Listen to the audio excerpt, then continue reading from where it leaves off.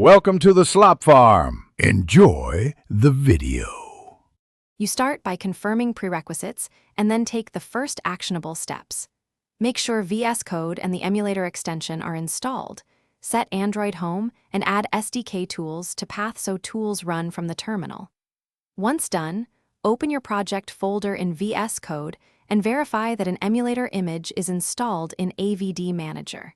You do this now to avoid later failures, because launching depends on a valid image and correct environment variables. So check them and restart the terminal before proceeding.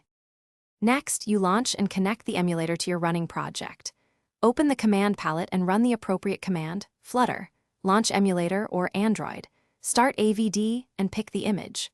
Alternatively, run emulator avname in the integrated terminal or npx React Native Run Android to build and deploy. Be patient while it boots. Check terminal and debug console for progress and device connection. Once the emulator shows the home screen, run your app and watch logs to confirm successful installation and live reload functionality. Finally, you complete the setup and resolve common issues. Make sure platform tools are installed and accept SDK licenses when prompted, because a DB failures often trace to missing licenses. If the emulator doesn't appear, kill and restart a DB with a DB kill server then a DB start server.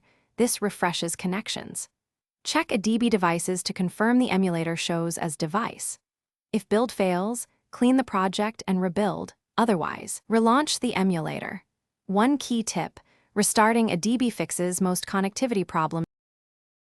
Thanks for watching. Consider subscribing if we helped you today.